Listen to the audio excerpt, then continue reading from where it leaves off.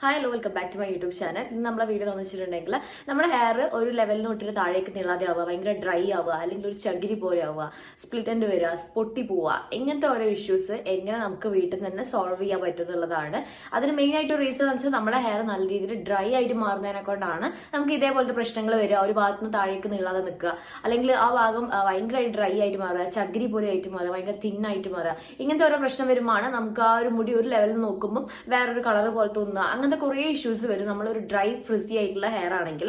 അപ്പൊ നമുക്ക് അത് എങ്ങനെ മാറ്റിയെടുക്കാൻ വേണ്ടി പറ്റുന്നുള്ള കാര്യങ്ങളാണ് ഇന്നത്തെ വീഡിയോ ഷെയർ ചെയ്യാൻ പോകുന്നത്. നമുക്ക് വീട്ടിൽ തന്നെ കുറച്ച് കാര്യങ്ങളൊക്കെ വെച്ച് ചെയ്തെടുക്കാവുന്നതാണ്. പിന്നെ നിങ്ങൾ എന്തൊക്കെ കാര്യത്തിൽ ശ്രദ്ധിക്കണം എന്നും കൂടി ഈ ഒരു വീഡിയോ പറയുന്നുണ്ട്. അപ്പൊ കഴിയുന്നത് ഈ ഒരു വീഡിയോ കംപ്ലീറ്റ് കാണാൻ നോക്കുക. അങ്ങനെയാണെങ്കിൽ നിങ്ങൾക്ക് ഒരുപാട് ടിപ്സ് കാര്യങ്ങളുണ്ട്. അപ്പൊ നമ്മൾ പാക്ക് എങ്ങനെ ചെയ്യേണ്ടത് എന്നുള്ള എല്ലാം പറഞ്ഞു തരുന്നുണ്ട്. നിങ്ങളത് കറക്റ്റ് ആയിട്ട് ചെയ്ത് കഴിഞ്ഞാൽ നമുക്ക് ഒരു 1 ഡേനെ കൊണ്ട് തന്നെ ഇതിന്റെ റിസൾട്ട് നിങ്ങളെ ഹെയറിൽ കാണാൻ കഴിയും. അപ്പൊ എന്തൊക്കെയാണെന്നുള്ളത് നമുക്ക് നോക്കാം. അതിന്റെ മുന്നേ നമ്മൾ ചലക്കുന്ന എല്ലാ പുതിയ മെമ്പേഴ്സും ഹാപ്പി ടു വെൽക്കം ഫാമിലി. ഞാൻ പറഞ്ഞ ഏതെങ്കിലും ഒരു കാര്യം നിങ്ങൾക്ക് യൂസ്ഫുൾ ആവണമെങ്കിൽ നമ്മുടെ ചാനൽ സബ്സ്ക്രൈബ് സപ്പോർട്ട് ചെയ്തേക്കുക.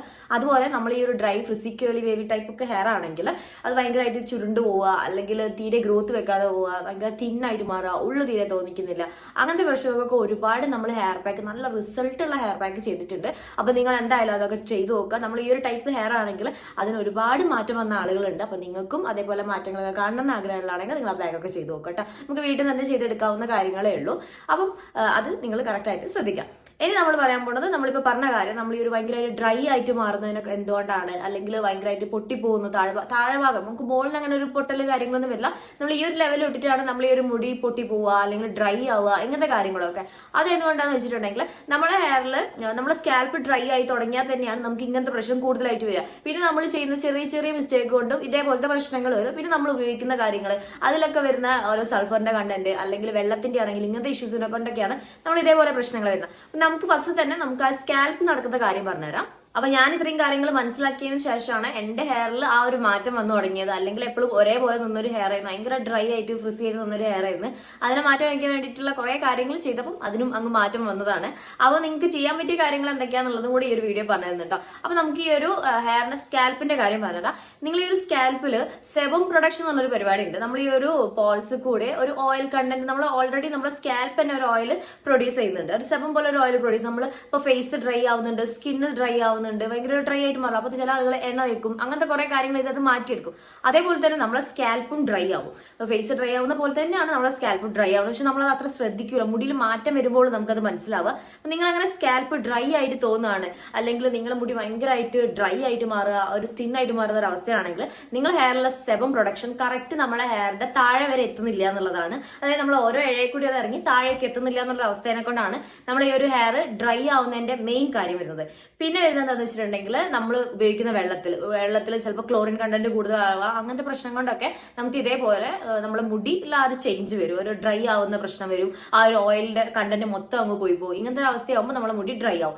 പിന്നെ വരുന്ന കാര്യം എന്താണെന്ന് വെച്ചിട്ടുണ്ടെങ്കിൽ, നമ്മൾ ഹെയർ കളർ ചെയ്യുക, ബ്ലീച്ച് ചെയ്തിട്ട് ഹെയർ കളർ ചെയ്യുമല്ലോ. ബ്ലീച്ച് ചെയ്തിട്ട് ഹെയർ കളർ ചെയ്യുമ്പോൾ നമ്മുടെ നോർമൽ ഹെയറിനെ അങ്ങ് ചേഞ്ച് ചെയ്തിട്ടാണ് ഈ ഒരു ഹെയർ കളറിലെ പ്രോസസ്സിലേക്ക് എത്തിക്കുന്നത്.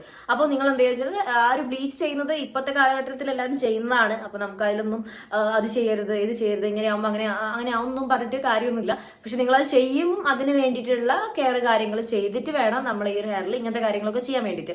അതുപോലെ തന്നെ നമ്മൾ ഡ്രയർ യൂസ് ചെയ്യുക, പിന്നെ നമ്മളെ ഹെയർ സ്റ്റൈല്, സ്ട്രെയിറ്റനിങ്, ഇങ്ങനത്തെ കാര്യങ്ങളൊക്കെ ഈ ഒരു ഹെയറിനെ ഡ്രൈ ആക്കി മാറ്റാനുള്ള ഒരു കാരണം തന്നെയാണ്.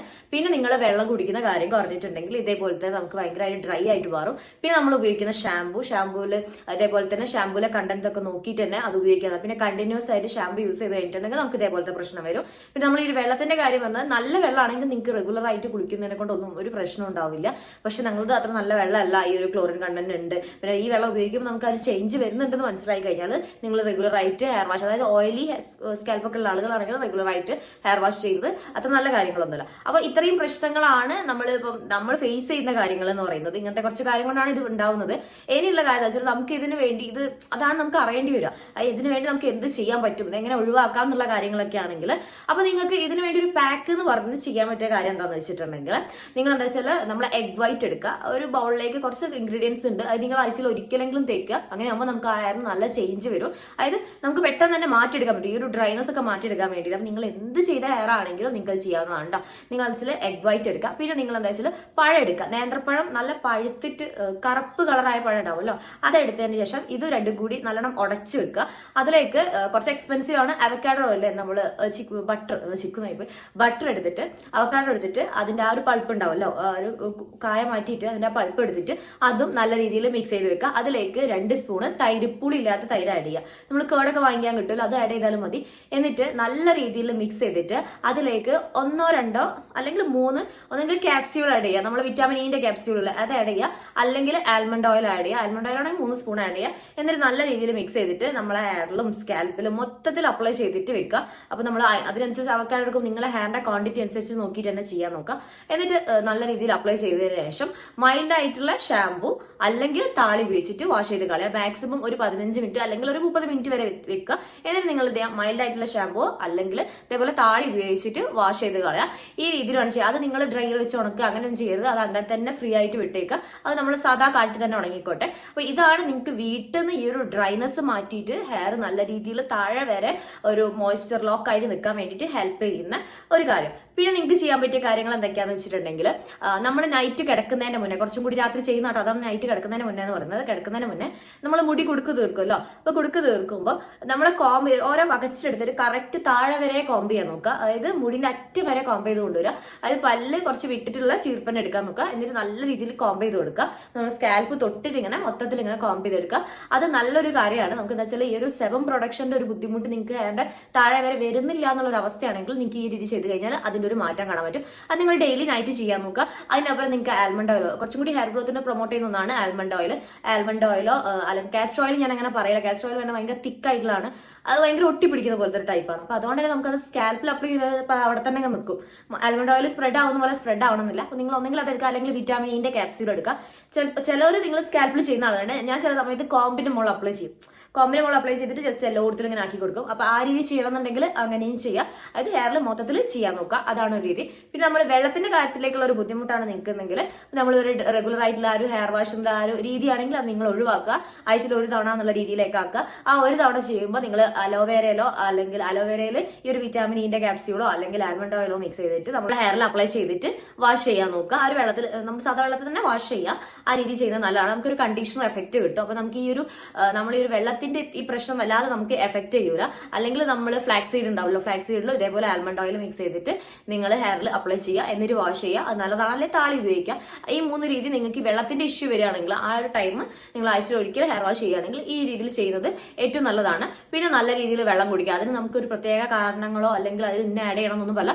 നല്ല രീതിയിൽ വെള്ളം കുടിക്കുക. പിന്നെ നിങ്ങൾക്ക് ചെയ്യാൻ പറ്റിയ കാര്യം എന്താണെന്ന് വെച്ചിട്ടുണ്ടെങ്കിൽ ഫുഡ് നല്ല രീതിയിൽ കഴിക്കുക. ഫുഡ് എന്ന് പറഞ്ഞാൽ നമുക്ക് ഹെയർ ഗ്രോത്തിന് പ്രൊമോട്ട് ചെയ്യുന്ന ഫുഡ് കാര്യങ്ങൾ, നമ്മൾ പയറുവർഗ്ഗം കൂടുതലായിട്ട് കഴിക്കുക, അതുപോലെ തന്നെ സോയാബീൻ കഴിക്കുക, ഇങ്ങനത്തെ കാര്യങ്ങൾ, എഗ്ഗ് കഴിക്കുക. ഇങ്ങനത്തെയൊക്കെ ആകുമ്പോൾ നമുക്ക് ഹെയറിനെ കുറച്ചും കൂടി ഭയങ്കര സോഫ്റ്റ് ആയിട്ടും അതുപോലെ തന്നെ ഹെയർ ഗ്രോത്തിനെ പ്രൊമോട്ട് ചെയ്യുന്ന കാര്യങ്ങളായിട്ടുള്ള കൂടുതൽ കണ്ടന്റ് അടങ്ങിയിട്ടുള്ള കാര്യങ്ങൾ കഴിക്കുക.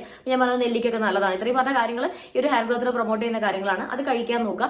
പിന്നെ നിങ്ങൾക്ക് ചെയ്യാൻ പറ്റിയ കാര്യം എന്താണെന്ന് വെച്ചിട്ടുണ്ടെങ്കിൽ, നിങ്ങൾ നൈറ്റ് കിടക്കുമ്പോൾ നമ്മളൊരു ക്ലോത്ത് വെച്ചിട്ട് കവർ ചെയ്തിട്ട്, അത് ഭയങ്കര ഡ്രൈ ആയിട്ടുള്ള ക്ലോത്ത് അല്ല, ഭയങ്കര സ്മൂത്ത് ആയിട്ടുള്ള ക്ലോത്ത് ഉണ്ടാവില്ല, അത് വെച്ചിട്ട് കവർ ചെയ്തിട്ട് കിടക്കാൻ നോക്കുക. ഒന്നെങ്കിൽ നല്ല രീതിയിൽ പിന്നീട് ഈ രീതിയിൽ കിടക്കുക. ഇത്രയും കാര്യങ്ങൾ ചെയ്യുമ്പോൾ തന്നെ നമ്മൾ ആ ഒരു ഹെയറിന്റെ ഒരു പൊട്ടുന്ന പ്രശ്നം അല്ലെങ്കിൽ ഭയങ്കര ഡ്രൈ ആവുന്ന പ്രശ്നമൊക്കെ അങ്ങ് മാറി കിട്ടും. പിന്നെ നിങ്ങൾക്ക് ചെയ്യാൻ പറ്റിയ കാര്യം, സ്പ്ലിറ്റ് എൻഡ് വരികയാണെങ്കിൽ അത് കട്ട് ചെയ്ത് കൊടുക്കുക. ഈ ഒരു ഡ്രൈ ആയിട്ട് മാറുമാണ് ഈ സ്പ്ലിറ്റ് എൻഡ് കാര്യങ്ങളൊക്കെ വരുന്നത്.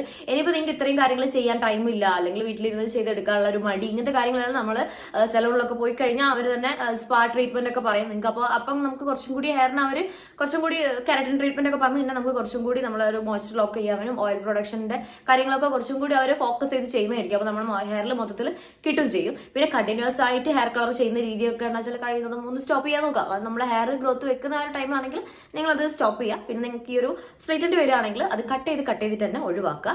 ഈ കട്ട് ചെയ്ത് ഒഴിവാക്കുക എന്ന് വെച്ചാൽ നമ്മൾ വിചാരിക്കും കട്ട് ചെയ്ത് കഴിഞ്ഞാൽ ഗ്രോത്ത് വെക്കൂല, നീളൂല, എപ്പോഴും ഒരേപോലെ. അങ്ങനെയല്ല. ഈ സ്പ്ലിറ്റ് എൻഡ് വന്നു കഴിഞ്ഞിട്ടുണ്ടെങ്കിൽ അത് കൂടുതൽ വരും.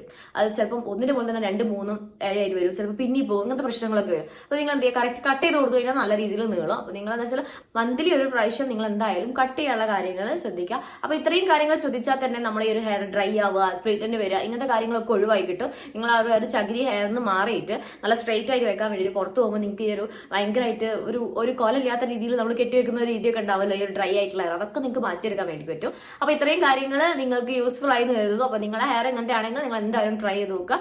അപ്പം അടുത്തൊരു വീഡിയോ ആയിട്ട് കാണുന്നവരെ ബൈ.